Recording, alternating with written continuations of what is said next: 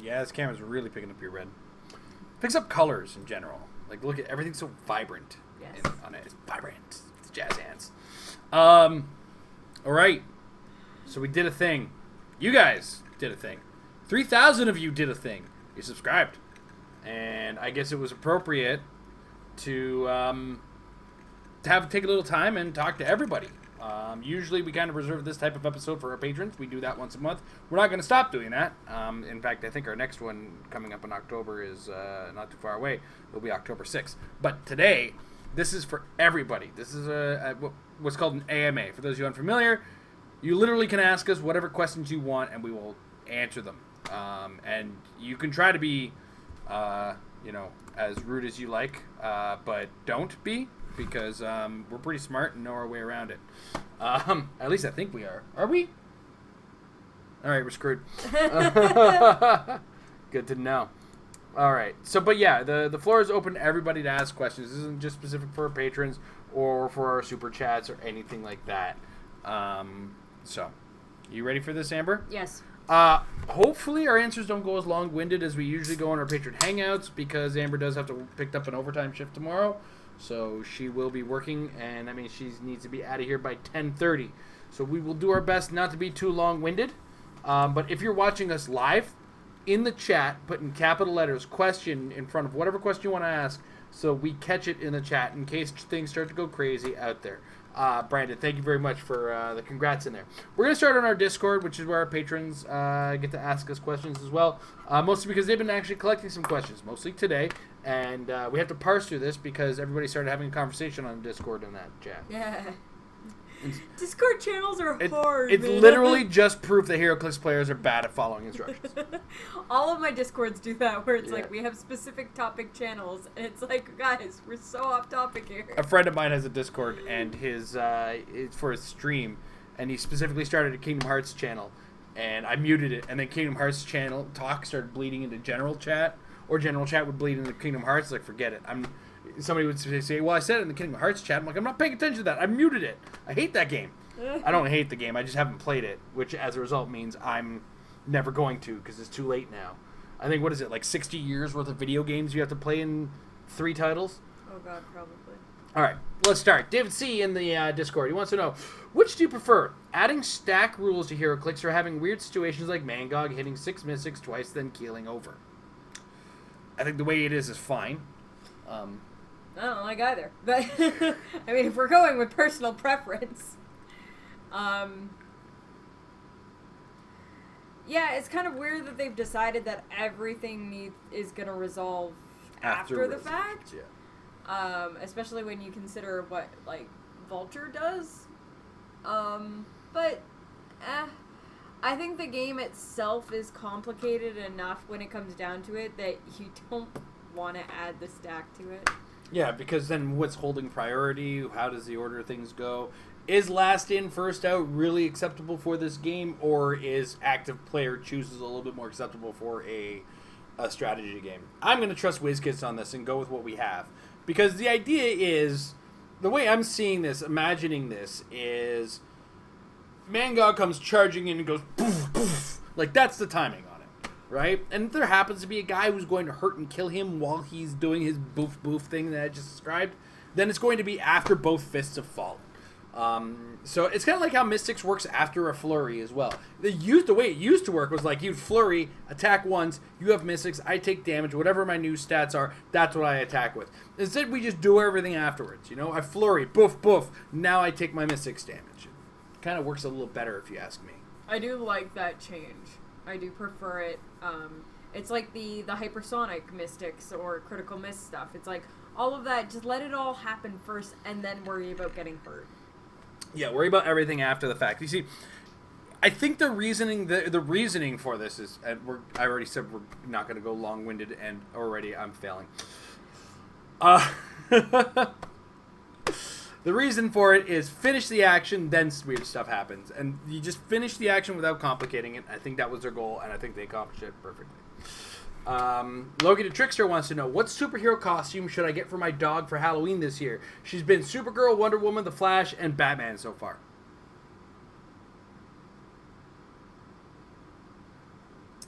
Aquaman?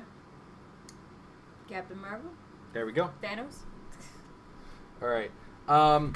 And Nathaniel wants to know, will Orville Clix accidentally have the Starfleet keyword on them? I doubt it. Accidentally. I don't think so. Would they? I don't know. I haven't watched the Orville. Are they Starfleet? I don't know. Okay. I watched that one episode with your dad, and that was it. We were that episode was like in the middle of a storyline, so yeah. Who knows what's going on there? Okay. Next up. All right. Do you think dice replacement figures are too strong? I think they are super potent with their current rule set. Yeah. With the old rule set, like, here's the thing. Back in the day of Mr. Mix's Pitlick, we had no problem with it because you could prob after you use it. Now, because these dice replacements are the last thing that happens, that's what made them more powerful. So I think they're silly strong because of that.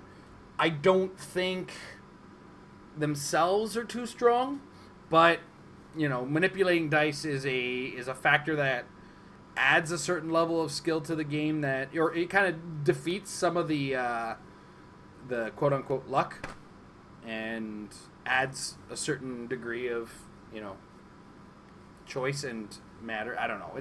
It's hard to say. There also is a surprisingly a bit of strategy that goes into that as well, because you can't it's not like you're always going to have a pocket six. It's not something that, like, you're not going out of your way and be like, oh, well, I'm going to make sure that this is now your attack total or whatever. You still have to take those actions, roll those dice, and work around what you've been given.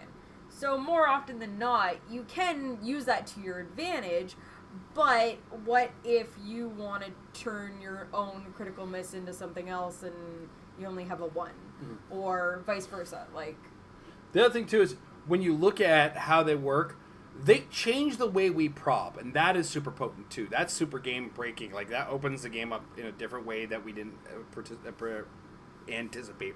As an example, let's say I hit with a 5 and a 2, and I needed a 7 to hit. And I see that you have a pocket 1.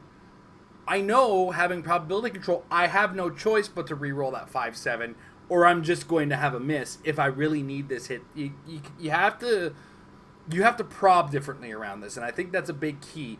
They may have also made a few too many of the characters that do the dice manipulation all at once. And we're not going to see Trelane even tickle the idea of rotation for a bit. I don't even think it rotates this. He rotates this year. He might rotate this year, but truth be told, he's going to be around for a bit. And that, with both Qs out there, we may have to deal with this for a while. Yeah, because Star Trek came out after Mighty Thor, and Mighty Thor, I think, is going to be the next cutoff. All right. Well, I don't think Mighty Thor is the line. Mighty Thor will rotate in the next set of rotation, I think. I have to double check that. I think that's what I was trying to say. Oh, okay. All right. Yeah, sorry. It's that it's summer early set. Yeah. Like Elseworlds is definitely gone. Oh yeah. But I think it goes it'll cut pretty deep because there's a lot of sets in Modern right now, and like we've barely even started 2020. We haven't even started 2020 yet. Logan the Trickster back in there. Which J is the best J, and should we have a Highlander type battle to truly decide? And you guys had discussion about this. if we have a Highlander style battle, you gotta. I don't want anybody to forget that Jason Keem is huge. Yeah. I mean, I don't know how you could forget that. The man is 6'6". He changes the lighting in every room he's in. And surprisingly, he managed to sneak up on me like 3 times at World's Last Weekend. I mean, I'm surprised he has an orbit. Like, you should have felt his orbital pull. He's massive. But I can pick him up. So Yes. there's that. I do wish I had gotten a picture of that. Had him over I mean, it's not the hardest way to pick somebody up when it comes down to the factor of picking somebody up. But when I had him at a fireman's carry, and I carried him from our door to the first bed of the hotel, it was kind of funny. People were all just like, "Holy crap!" Even Jason was a little caught off guard by it. All right. We got a whole series of them from Loki to Tricks here. Are you ready for this? Lightning round. What generic keyword do you think is the most ignored? And same question for named. So which generic keyword do you think is most ignored? Pirate. Is a pilot one? Yes, done. Same one, but named keywords. Morlocks. We have one modern Morlock right now. Yeah. Poor Morlocks. All right, and he wants to ask some non-hero clicks question, which are allowed. All right, best movie of all time. Pacific Rim. I don't do these. I like too many things. Best wrestler of all time. Ooh, I can't do. No, I can do that one. Hold on a second. Give me a second. You go ahead and answer because you I don't have. watch enough wrestling for that, but let's just go with Andre the Giant because man is legend. I'm gonna go Chris Jericho, just for all time right now. I love Marty Scurll. He's currently one of my current favorites. Like him and Ricochet are my top 2 current wrestlers. But of all time, Chris Jericho. The fact that he's still going, fantastic. Who's worse, Newfies or Quebecois? Quebecois. Ouch, Amber, so sassy. I don't like angry Newfies. They don't use. They do not use logic. Angry Newfies are the worst thing in the world. And I got nothing wrong with Quebec. We make jokes that there's more. I've had more encounters with rude people from Quebec than anywhere else in Canada. Who wins in a fight, Superman or Batman? I mean, it's definitely right. I agree with you. Exactly. Okay. Let's go with this way. If I set it up like a screw attack death battle, and they're basically dropped in with no prep time, Superman. Yeah. But at the same time, I don't read enough Batman to know how frequently he carries that little lead case with the kryptonite ring. So, you know. All right. Marvel Trinity versus DC Trinity. So that's Captain America, Thor, and Iron Man versus Superman, Batman, and Wonder Woman. I think the biggest problem is that I don't think either Thor or Captain America will hit Wonder Woman. Yeah. And Iron Man would try to hit on her too frequently. I was going to say Wonder Woman is the deciding factor there. Yeah. Ultimately, Thor is his powers are magic based, so it kind of neutralizes a lot of the strength that Superman has. Sure. It depends. Movie Thor has science. It's kind of magic like. I don't know. It's a toss up. Americans always make fun of Canadians for saying a boot and such. What do you make fun of Americans for other than politicians? After somebody says thank you, you're welcome is the proper response. In America, as myself and Tom realized, when we said thank you to all of our servers and other service people, it would be, yep. You're welcome. Jeez. Yep. Uh, I make fun of American food all the time. Cool it on the portions, guys. Cool it. Okay.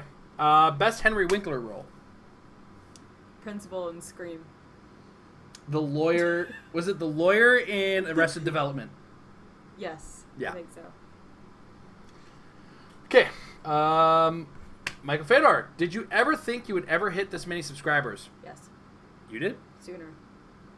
Yeah, we were at 2,987 for like 7 months. It was actually kind of annoying. Also, like, it's been almost a full year now since I started my new job, and since I did that, the content, understandably, on the show has gone way down in volume. Not quality, but volume, where we're just not putting out as much as we were before because we're all damn busy. Yeah, but now our live content's getting much better. We got better sound for it. We got the better camera for it now. We're using OBS instead of Google Hangouts. Yes. Oh, what was I thinking? All right. Michael Fedor goes on to ask, have you ever eaten one of those mint sprigs on the plate at a fancy restaurant? No, but I have.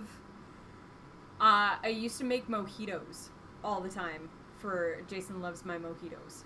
And I do. You muddle. It's like a Father's Day demand. You muddle mint. It's Father's Day. In that, so that's the closest I've ever come to eating a mint sprig as a garnish. Is that you actually use it in a mojito? I went to culinary school and spent time in my life as a chef. So yes. You're stranded on a desert island and your phone only has enough battery juice to last 12 to 15 seconds. Which social media site do you use in order to get the best chance of being rescued? Facebook. Yeah. I still use it. I'm old. I have the most amount of contact there. I mean, I have... My mom follows me on Facebook, not on Twitter. True. That's true. And your mom's very interactive on Facebook. My mother... Okay, I don't know if you've seen her. If you're on Married with Clix Facebook and we make an announcement that we're at a tournament or we share a picture, we're on our way to a tournament, my mother is Joanne Collins, the one who's screaming, "Kill them! Murder them all!" That's my mother. Yep. Ladies and gentlemen. Parsley is usually what you find on a dinner plate, not on a dessert plate, David. Yes. Parsley you'll find on a dinner plate. And yes, I have eaten parsley too. Did you know parsley is the leaf that grows on the back of parsnips? No, I didn't know that, actually. All right. David wants to know how much to sponsor an episode. What? Well, WizKids pays us a break. True. That usually gets you 2 episodes. I don't know. We don't have... We used to have like a patron level where it'd be like $25. You could pick our teams when we used to play games on a regular basis. That's true. We got to get back to that. We got to get back to playing games. I think we'll play a game a month, maybe. We're gonna try. We're gonna try that. I'm gonna try to edit content soon. It's going to be bad at first. Sorry, guys. It's all right. If you have ever gone way back in our library of games when we used to use movie or Windows Movie Maker to edit. Those weren't pretty videos. But yeah, as far as sponsoring a video, nobody's ever asked. So that's the first time anybody's asked. Make us an offer. And it depends on what you want, really. I mean, like I said, WizKids sponsors us with bricks, but that, part of that is our channel is based around their product. It's kind of a win-win situation for both parties. We get product that we were going to want to get anyway, and we can just get more product as a result. And they get eyes on the product nice and early. So Majestics has an end card at the end of our videos. Yeah, and Majestic's sponsorship comes as part of a deal where we write for them as well. Yeah. So something we got to do more frequently because that's how we get our money. We don't get our sponsorship money unless we write for them. All right. Next up, Michael Fedor points out that he's had a few fancy plates like the hoity-toity Ponderosa. I'm pretty sure that's a joke, like Ponderosa is somewhere on the level of like Montana's or TGI Fridays, but I've never been, so I'm making assumptions that I probably shouldn't be making. All right. We're American moving. food. keep the questions coming, of course, in the Discord if you're a patron, in the chat, because we just keep them coming. We have another like 40 minutes, a little less than an hour, and before Amber has to go to bed, and we'll kind of wrap it up around that. All right, Brandon Burney, Byrne, how excited are you for the Fantastic Four news? Well, given the fact that the Fantastic Four and Doom is the starter set, and that means somebody is going to be in that for sure, I don't know, Amber. I feel like I should be excited. I feel pretty excited. I don't. No, you don't think I'm excited? I've put reaction gifs in a lot of people's comments for it, referencing a Lonely Island song in my pants. All right. There I was we just go. gonna say, I'm like, I'm not saying the no, word. I'm trying to figure out which Lonely Island song you're referring to. Oh, jeez. A gift from a Lonely Island song and referring to something I do in my pants. There you go. Yeah, there's all the the clues I for got you. it. She got there. She got there. All right, next up, Tiago Pinto de Luz. Hey, Tiago, how you doing?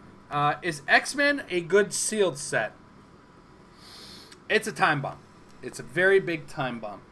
Yeah. And a lot of it relies heavily on how your colossal pulls are, because that makes a major factor in how well you're going to do. It's very good in the team format in the fact that you're opening 6 boosters and you're building teams from there, because you can help kind of make up for a bad booster or lighter on the pulls. But I have not been to an actual sealed release event for it yet. So I can just imagine that poor guy whose colossals are 2 baby sentinels. And the biggest thing they're working with is like Sabretooth. I don't know. Sabretooth is not a really bad solid. thing. Like, Sabretooth oh shucks, super I'm solid, stuck with Charge Flurry with 12 attack blades. But if that's all you've got, but if you've got like Sabretooth and then some friends and a Guard Command and a Callisto and I hear you. He also wants to know at what age I started losing my hair. Okay, so X-Men it's volatile as a sealed set on its own. The way I've seen it, and we really got to get that game I did with Tom up, because me and Tom did a sealed game. Our timing on that just failed. With the stuff we pulled from X-Men Animated, it's a great old game, but I think colossal wise, I had the better option, because I ended up using like a Cyclops Sentinel, and I also had Sabretooth on my team and Blob, like. That's an uphill climb for anybody. oh gosh, yes. But at what age did I start losing my hair? I wish I could tell you, because He doesn't know. I can't accurately say what age I was when I started losing my hair. When we had our daughter, I had a mohawk at the time, and like I got rid of the rest of the mohawk, but I had already started shaving my head before I had the mohawk.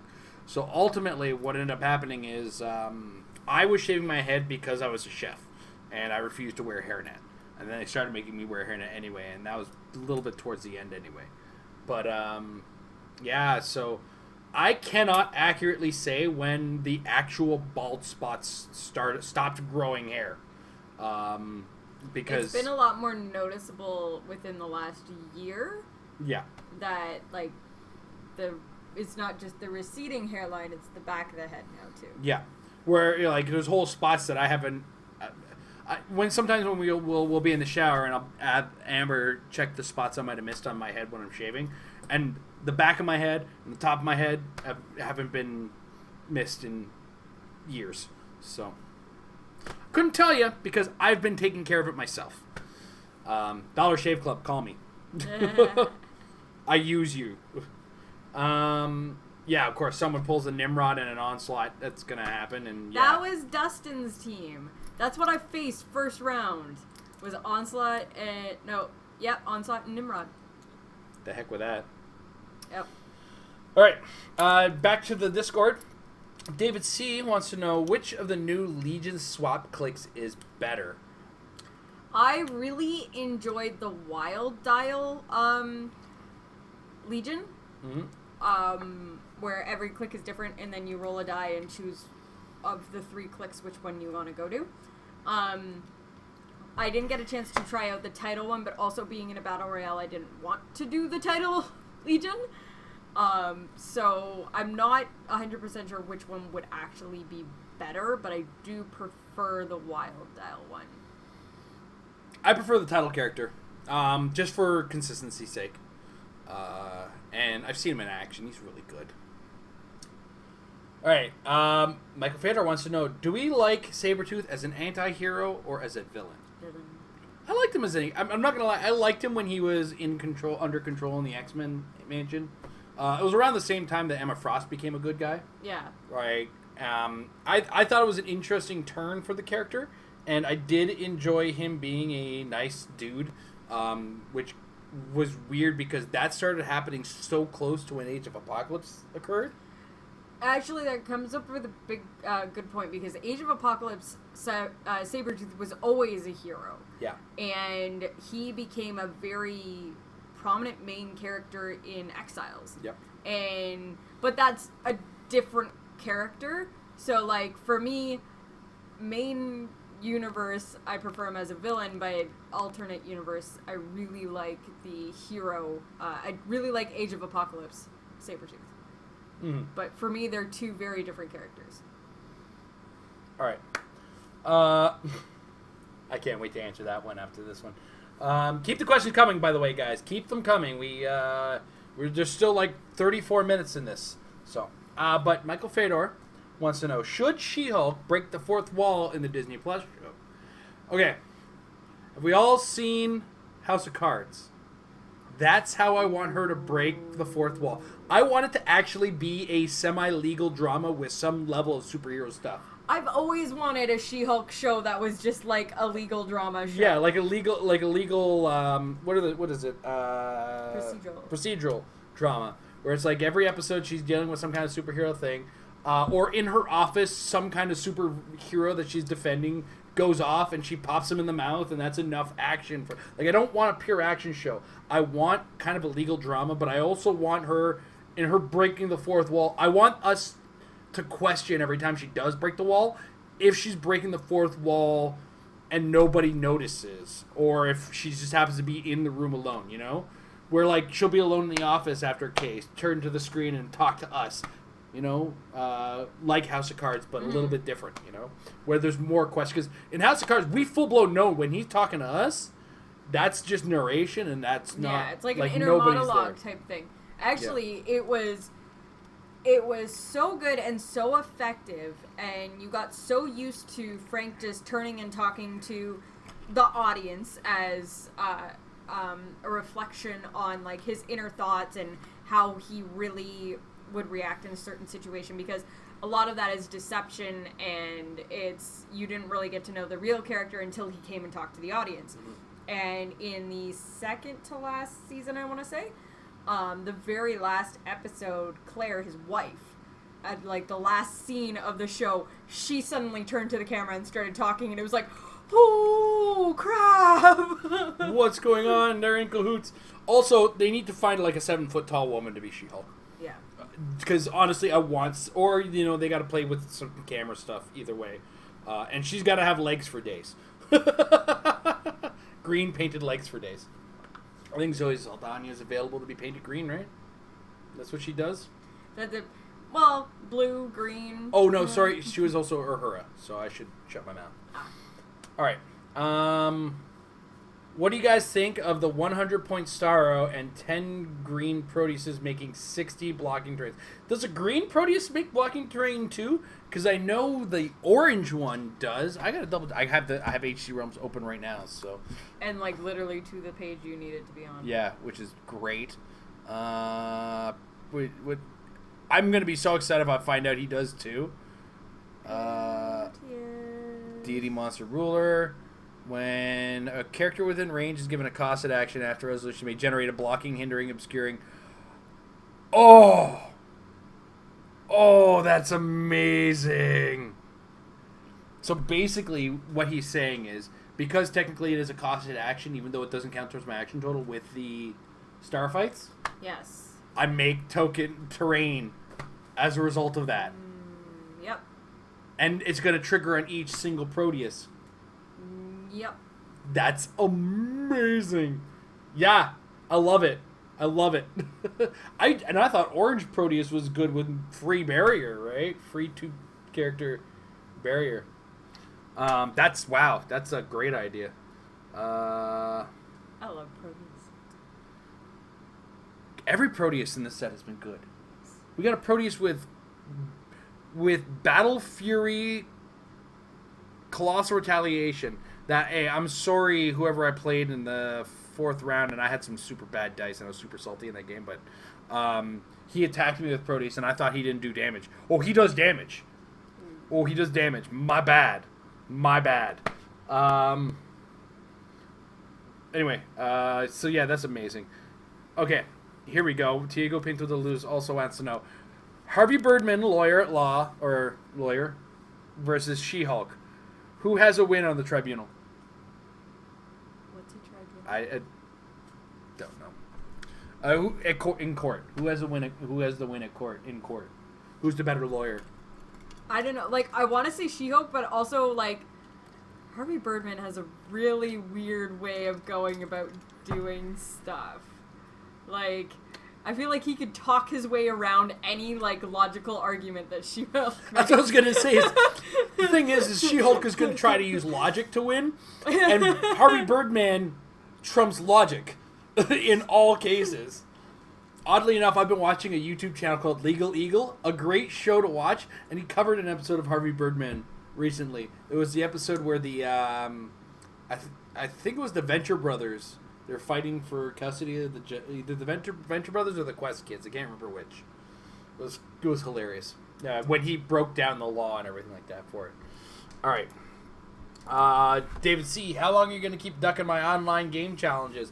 When are you going to find my schedule is incredibly difficult to work with?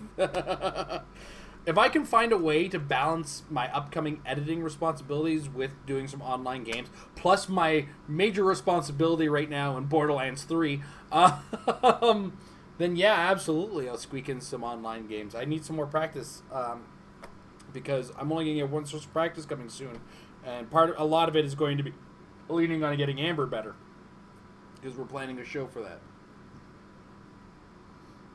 Amber is totally looking forward to it, and I thinks I'm going to be super mean for the entire show, as opposed to me doing it like a classroom lesson for a kindergartner. All right, next up, Happy Little Hero Clix. Amber, what's your favorite figure of the past year?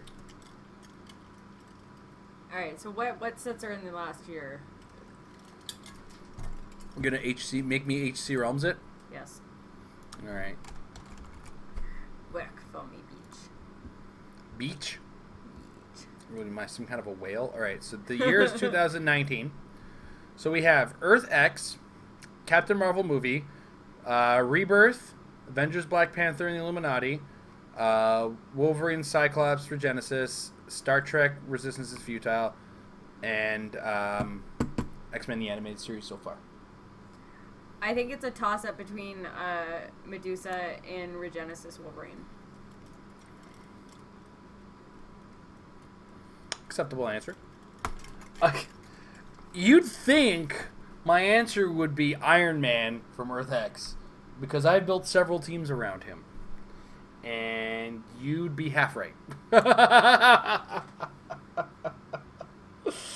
Right now, I've got a lot of love for a lot of things in the X-Men set, specifically Proteus. I want to make him work for me, but I'm also been madly in love with a lot of the Sentinel stuff. So. That said, if I was to pick a favorite figure of the past year itself, this year, as much as I want to say called it on Kobik, Beast. As a call-in, as a character in the Regenesis format, he's just so cool. And he's really changed the landscape. Like, he was one of two characters that's really changed the landscape on ID cards, I think.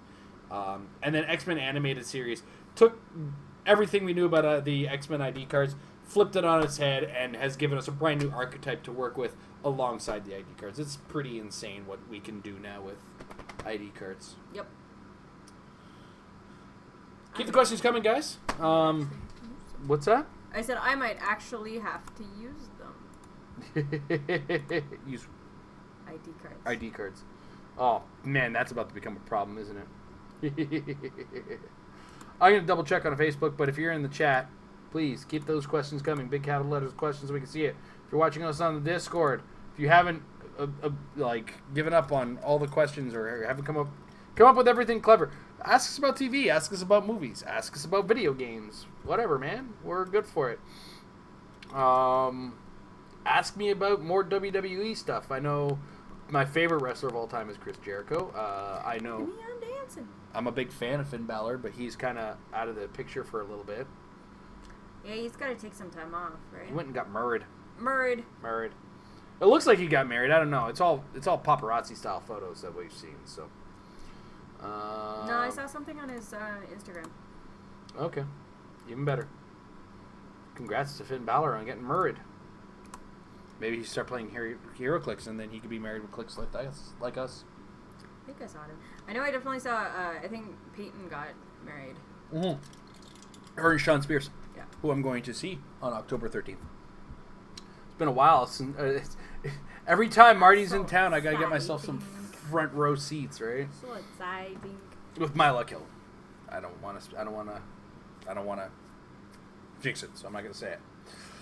I think I've said it enough, but man, was that WWE stuff fun to play with. Holy smokes! I still have to watch that video. I watched the intro. There was a lot of re-rolling in that. Let me tell you. Well, yeah, because the ring gives you essential re-rolls. Like I was gonna say essential prop, but yes, it just gives you re-rolls. But AJ Styles and Charlotte also seem to have a lot of prob on their dial. Well, I have front-loaded prob now. They actually kind of put it. Do you think WizKids is pushing ID cards? I mean, WizKids has been pushing ID cards ever since they moved away from resources. Yeah. And that's because resources were a thing that shrunk the game down a lot. And for whatever reason, when they moved away from resources, the reason they moved away from resources is we have so many figures.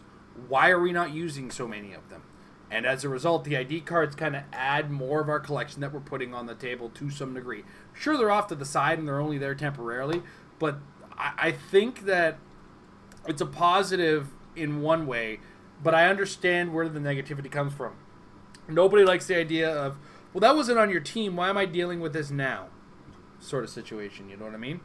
So, it's two in the same, one or the other. I'm a fan of ID cards because of how much of my collection they use, but it's really time that they've found. Oh, are they pushing ID cards out? Is that what he's asking? I mean, I don't know. It's kind of a thing where they recently had the wanted posters that operate differently. That was last summer? That was last summer. summer. We got those? Yeah. But, we're about to... I wouldn't be surprised. So we got all of... First we had all of the vendors, and that went kind of crazy with ID cards. Yeah. And then we got all the DC ID cards, and then we got X-Men ID cards. So right now we have some villain cards and all of the X-Men stuff. So I wouldn't be surprised if, like, next year with, say, Justice League or Captain America and the Avengers, we see yet another cycle of ID cards. I don't doubt that at all either. So I think we'll see just a DC move towards them, which is fine. Because, again, I don't mind using more figures. And it's starting to become apparent that if you look at certain figures, specifically within the 50 to 75 point range, pay attention to their first click. And it definitely feels like ID cards are now being put in mind for design. And that we're starting to see these characters that have, like, just an amazing first click, and then kind of, like, either really drop or just, like, peter out and kind of like, Or, like, they stop designing the figure. Yeah, where it's like, wow, it's a really great click, because it's like, okay, that's clearly intended to be an ID call-in. Mm-hmm. Yeah.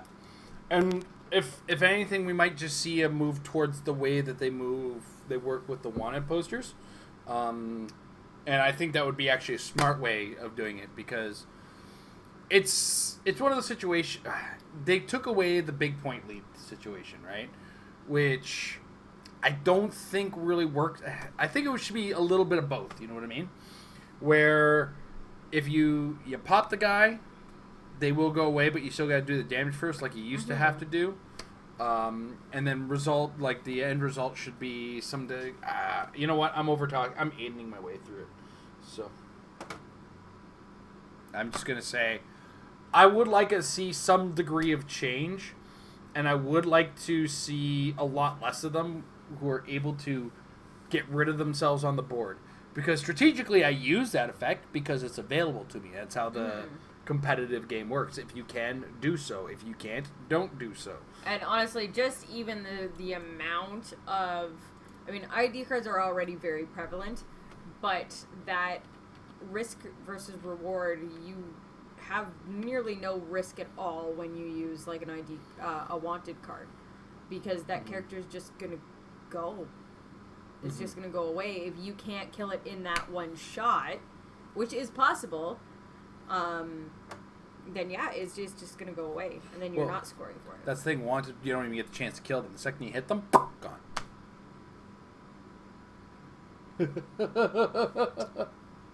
I thought if you dealt enough damage in that one attack. No. Oh, okay. That's the old rules. Then I've been misled.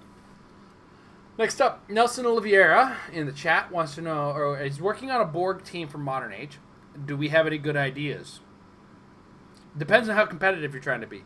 If this is just you and your buddies playing at a table, just take everything that's Borg, put it on the table. If you're looking to be competitive, I'm going to be honest with you. It's been one of the most talked about topics in our patron Discord. And at 300 points, there's not a lot of room to work. So you have to it's one of those. It's the reverse of I can't remember that logical thing now. Thanks, Amber. Just looking. I have no idea what you're talking about. Diminishing returns. It's the opposite of diminishing returns, where it's like the more and more you have at diminishing returns, the less and less you get out of it. Whereas with the Borg, the more and more you get of them, the more and more you get out of them. So. The Borg are great. We've found in like 400, 500, 600 point games. But aside from that, we've really struggled to make them work sub 400, like in 300 tournaments or 300 point teams. They're meant to be a swarm. They want to swarm all of Swarm the with them. When you can swarm with them. Borg. But keep the questions coming. There's still another 15 minutes. We're not over answering today. Martin Norton does have another question. He wants to know, what is our take on the skirmish rules for tournaments? No. Not for a tournament, no. Lots of fun for a side event. Yep. And what I would like to see with the skirmish is to have it as a sort of alternative, not a replacement, but an alternative to battle royales. Because even if you do it as like sealed, like a battle royale, a sealed draft, and then skirmish instead of doing like a whole dog pile of battle royale, it was one of those things. I was sitting there playing battle royales and I was thinking of it, and I was just like, oh man, like it hasn't even gotten to my turn yet, and this guy across the table from me is basically already won because he's able to one-shot all of these guys, and he's collected like 150 points and I haven't even attacked yet. Whereas with the skirmish, because of the way that the turns are set up, that's near impossible to happen. Because everybody essentially is taking their turns simultaneously. You're only getting one action at a time. You're not going to run away with the game. It kind of has more of an equal opportunity to score points. Equal opportunity murder. Yeah, and because you're not scoring based on victory points, you're not scoring the points of the characters, you're scoring based on how many clicks of damage a character has taken, not dealt, taken. You get a little more strategic into how you're going to apply your damage and where you're going to apply it.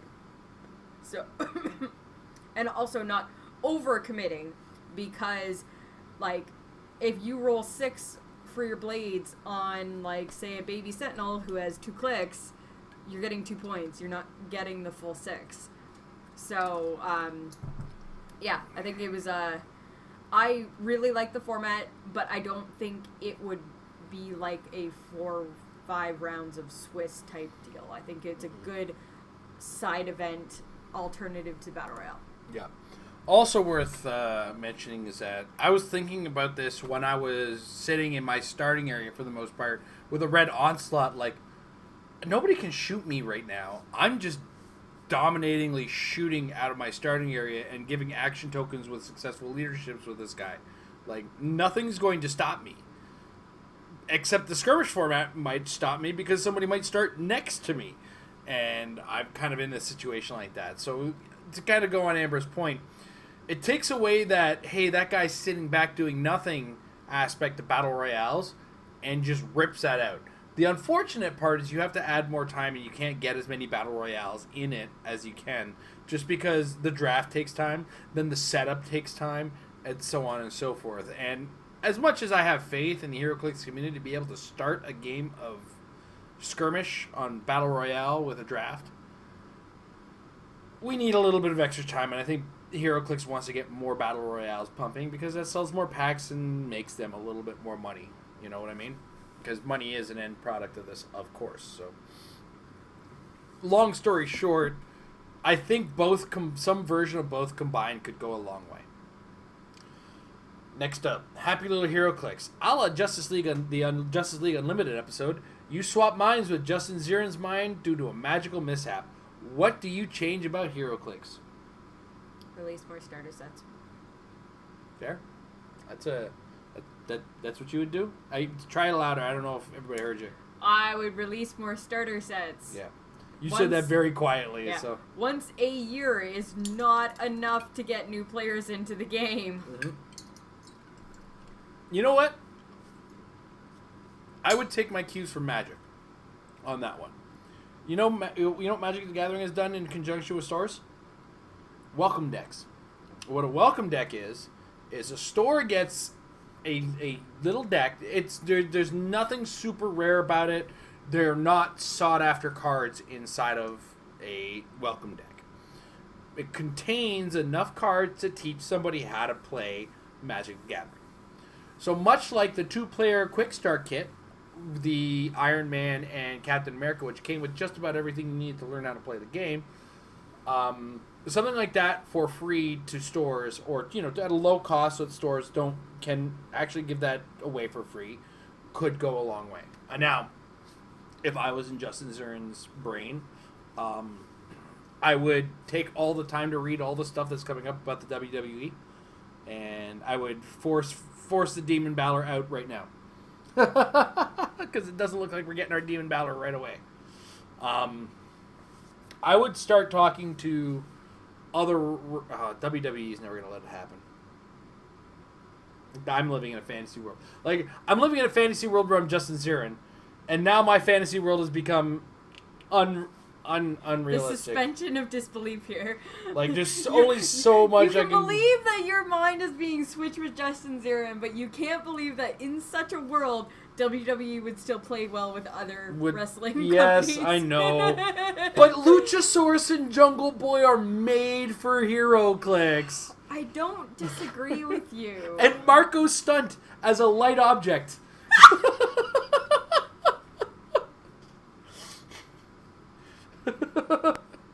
I mean, come on. It writes itself.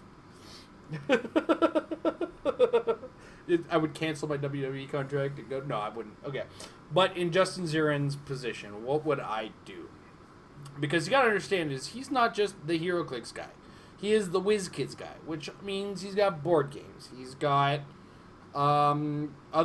he's got Dice Masters. He's got HeroClix all under his purview. There's a lot going on at WizKids. He also apparently is a partner in the guest house at Graceland.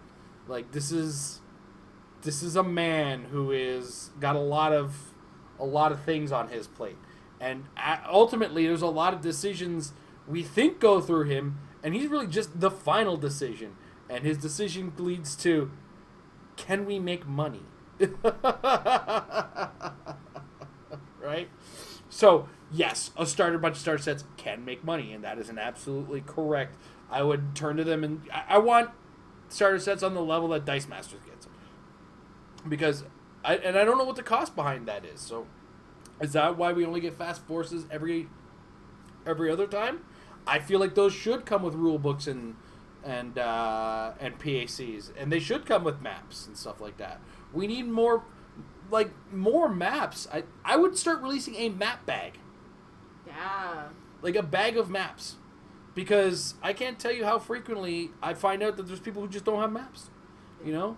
I would do something more like the high quality maps were great, don't get me wrong, and I love things like the WizKids office and whatnot.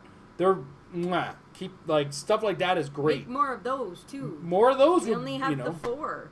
And that was what, 3 years ago? Mm-hmm. It was really hanging in there, eh? Yeah. So, yeah. More ways to get more things accessible to players, you know? The more we can get maps, the better. You know, I don't want maps to be difficult to get. And yeah, we have the Rock, but the Rock you have to win to get maps. You know what I mean? That's not new player friendly, right? So, and maps are a requirement of the game. They're as important as dice. Yeah. I know in our local store, Dolly's, our goal, one of our ideas, is that we're going to get some Ziploc bags and some of those glass beads that you can get at the dollar store. By the way, we have about 9 minutes. If you have any more questions, we're going to kind of drag on here in hopes that we get another question, but we're just going to drag on here and talk about what we're going to be doing on Sunday. We have a stack of dice upstairs, just red and black dice from when I used to play Warhammer. We're going to put some of those in those bags and some of those glass beads from the dollar store just to get, or even dollar store poker chips in the bags so people can kind of get started in the game with some of the tools that they may or may not be ready for. Because this is a store with a lot of new players. So, as a result, we got to be ready for players who aren't necessarily ready to go right out of the gates. So we'll get a couple of those set up for everybody as kind of a welcome kit. I forgot to print off PACs, so boo on me. Boo on this man. Yeah, so getting new players in the game is always kind of important. And that's why we are here. I can't tell you, when it comes down to it, when we're at big events like Worlds in Memphis and whatnot, how many people will come up to us and say, you guys are the reason I learned how to play HeroClix. Yeah. You guys, like, Amber taught me the rules, Jason taught me strategy. Like, and I want to go back to that. That's one of those things I want to get back in the act of doing, is learn how to play, learn how to play. We will essentially sometime, I want to say in the next week, I'll probably be putting up a poll in our community group, I want to say. Just seeing what would be the best topics to jump back into Dial It Up in.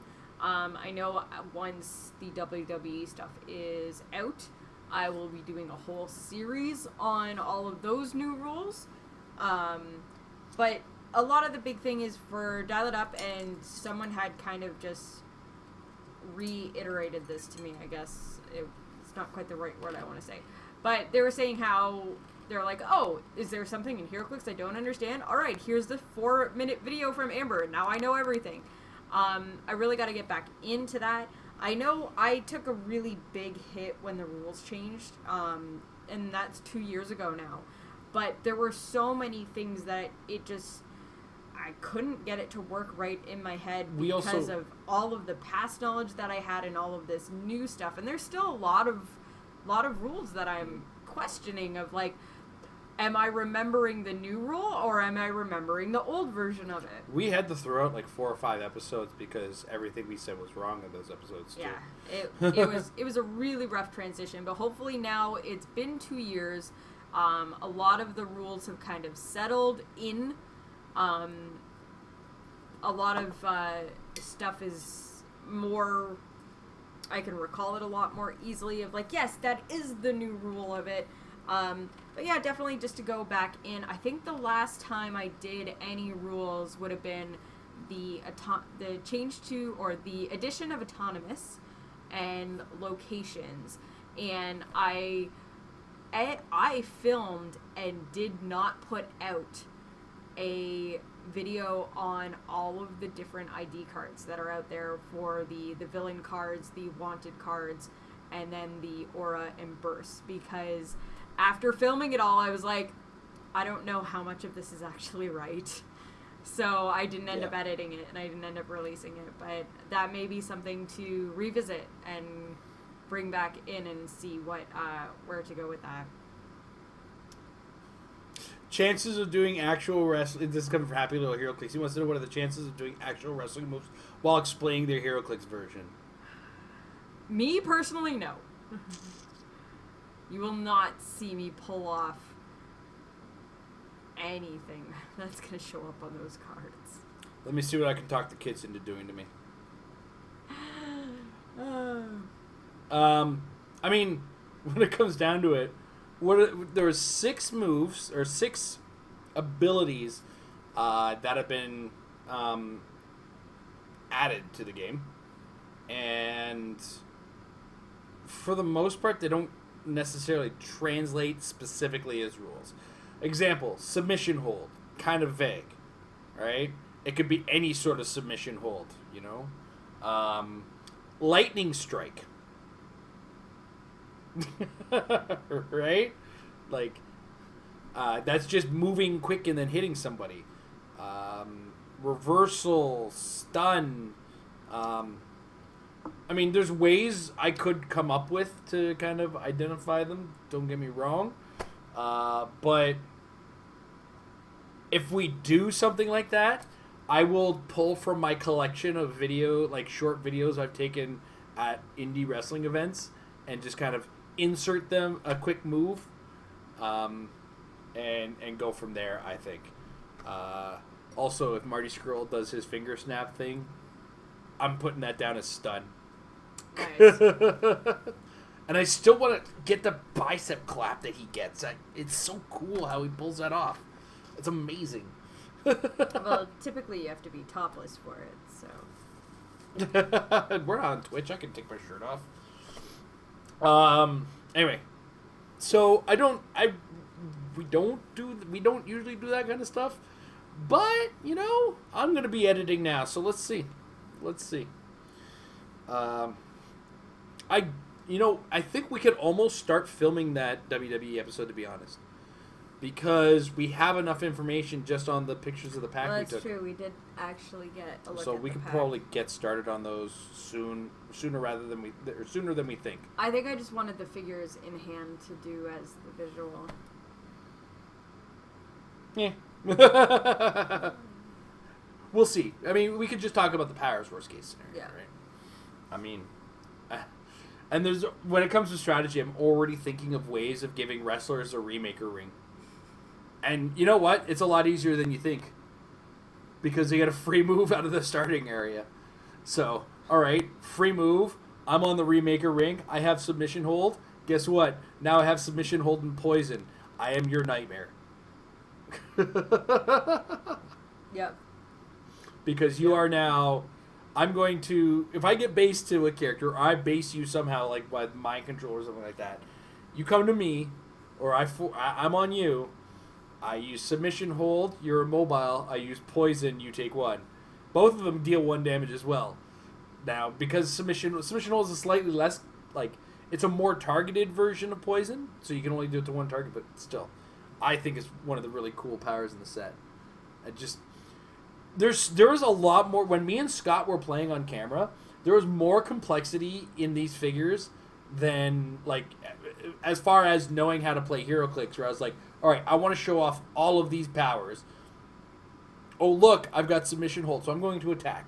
Now I'm going to submission hold. Now I'm going to do this and try to use the pin move. The pin is only really going to be I think it's going to be a counter move to other wrestlers. I don't think it's really going to play a part in the grander scale of the game, to be honest. Anyway, that's it for questions. Everybody's asked their questions. We've rambled on towards the end. Once again, everybody, thank you so much for helping us hit 3,000 subscribers. It feels really good to hit such a good high number. Hopefully we can hit 4,000 a little bit within our lifespan. It would be cool. 10,000 would be amazing. That would be a good sign of how healthy the Game of Hero Clix would be. Yes. But with that said, thank everybody for watching. Thank everybody who's a patron, who's not a patron, just for helping us become as big a channel as we are. Your support, getting eyes on our channel, has helped us, develop the relationships that we've needed as well. WizKids sees that you guys are watching. As a result, they're watching. And as a result, we're able to talk with them. We're able to do things like unboxing videos. Or I can have a good talk with Scott D'Agostino and play some wrestling Hero Clicks with him live on camera. Stuff like that. And that's all thanks to you guys for being such a great community around us. And we really appreciate everything that you've done for us. And just in watching the channel and enjoying the content and engaging with us. So, I mean, we always try to be as open as we can be. Check us out on Facebook. Check out our Facebook community group, the Married with Click community group. We do try to accept everybody in there. I'm not sure what's going on with it now, but... We've had some bot problems. Yeah, but, I mean, we generally just kind of open the doors to everybody as long as you're not obviously a bot. It's kind of just a quick check. Like, he looks like he's not going to sell his sunglasses. We're good to go. Anyway, check us out on those social grounds. If you want to join our Discord, check us out at patreon.com/marriedwithclicks. All that stuff. But really, this has all been for you guys, and we really appreciate everything you've done for us as a community. I'm going to double check one thing before I go and finish this, because I did post this on Reddit, and sometimes people put things in... Okay, no, it didn't happen. All right, cool. So, again, 3,000. Let's get to 4,000. Let's get the word out for everybody. And I don't know, anything you want to say on the way out? Thumbnail on that one. This is apparently the thumbnail on... I don't know. I can't. It's my Muppet face. Anything you want to add, Amber? I don't have anything to add, but I did want to show you guys something, because nobody at work said anything about my shirt, and it made me sad. So, I have to stand up to do this. I've got my Friday the 13th shirt on, and only my kid noticed. And then it was like, wait, why did you notice? Yeah, why do you know what this is? All right. So yeah, once again, thanks everybody. It's been a great year from worlds to worlds. Hopefully, come 2020, we're still going at this. We're still having a good old time, and we get to meet more and more of you guys out there. So, how many times can I say thank you before I gotta get finished with this? At least once more. Thank you guys. Have a good night.